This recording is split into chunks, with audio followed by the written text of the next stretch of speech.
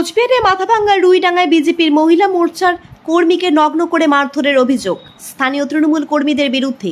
ঘোকসাডাঙ্গা থানায় অভিযোগ দায়ের পরিবারের। অভিযোগ 25 তারিখ ওই মহিলা যখন মাঠে কাজ করতে যাচ্ছিলেন সেই সময় তাকে আটকায় তৃণমূলের লোকজন ব্যাপক মারধর করার জন্য। তাকে নগ্ন করে দেওয়া হয়, পরে টানতে টানতে তাকে বাড়িতে নিয়ে এসে ফেলে দেওয়া হয়। ঘটনার পরে ঘোকসাডাঙ্গা পুলিশ এসে মহিলাকে উদ্ধার করে। এই ঘটনার পেছনে তৃণমূলের দিকে অভিযোগের আঙুল তুলেছে বিজেপি। যদিও পারিবারিক অশান্তির জেরে এই ঘটনা বলে দাবি করেছেন তৃণমূল নেতৃত্ব।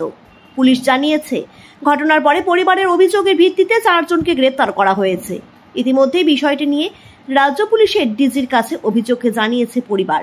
নদীপার গরু বান্ধির গেছে আসির ধরছি যে তখন একটা বউ আগে গেল কাশি ধরিতে মুইগং ওটা ঘাস কাটির যায় ওলে বাকি বউলে কয় টপ টপে এসে মুইগং কি ব্যাপার যে ঘিড়িয়ানি করে ধরি ফেলাল, ধরিয়ে যে পাঞ্জা করে ধরিয়ে চুলির মধ্যে ফেলে দিয়ে ঘুড়ি আর চুলির মুঠগুলো ধরি বোধহয় 1 কিলোমিটার গবরে ঠবরে নেট পড়েছে, পানি চুকবি দিচ্ছে, কাপড় পুড়ে উলঙ্গ করে পানি ভাসে দিচ্ছে, দিয়ে চুলগুলো দেখো একটা চুলও নেই মাথার সব ছিঁড়ে নিয়ে নিচ্ছে। আমি যে বিজেপি করি, ওরা টিএমসি করে, এর জন্য লাইলি তমিনে রেজিনে ও মহিলা আসল 4 জন আর পুরুষ আসল আবুল, রাহুল, অফিকুল, যে বক্কের কি মুসলিম মানুষ কেন তোমার বিজেপি করেন, মুসলিম পাড়ার থাকি মুসলিম বিজেপি করে, আরও জেলার নেতা হয়েছেন, এর জন্য কয় আজকে পানি চুকবি মারি ফেলাবো। কাপড় চাপড় খুলে নিয়ে কয় কি কয় পুরুষ লোক নাকে দিয়ে ধর্ষণ করিচ্ছে, কয় রেপ করো। বাড়ির যখন টানি নিয়ে যাচ্ছে তখন অজ্ঞান হচ্ছে, 1 ঘন্টা অবধি অজ্ঞানে ছিলাম, মুখ দিয়ে গাজা বেরোচ্ছে, তখন ছাড়ি দিছে, দিয়ে বাড়ি ঢুকছে। তখন সালা যে অজ্ঞানে আমার মার বাড়ি নাকি ফেলে দিচ্ছে উলঙ্গ। তখন পুলিশ গেছে, যে ফটো তুলছে, পাবলিক কায়কে ফটো তুলছে, এইভাবে দেখিয়ে কিছু কর পাইনি। ওই অবস্থায় ঘোকসাডাঙ্গা হসপিটাল নিয়ে আসেন, আসিয়ে ওর থেকে এবার করছে কুচবিহারে, আর কিছু কর পাইনি, শরীরের অবস্থা খারাপ। তার মধ্যে ডাগুরগুড়ি একটা পঞ্চায়েত গিয়েছে, যে কয় কি এরা খারাপ মানুষ, পুলিশ কেন অ্যাকশন এইভাবে ধাওয়া দেখায়, এলে বিজেপি করে, এলে কাপ অবস্থায় দেয় না।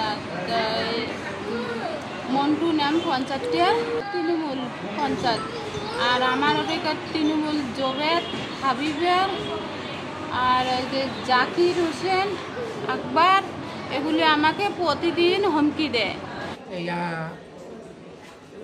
মানে মাইলুটি মোর্চা সংগঠনের সেই সদস্য একজন, হ্যাঁ, ওইটা করছে দেখি, ওই জন্য মানে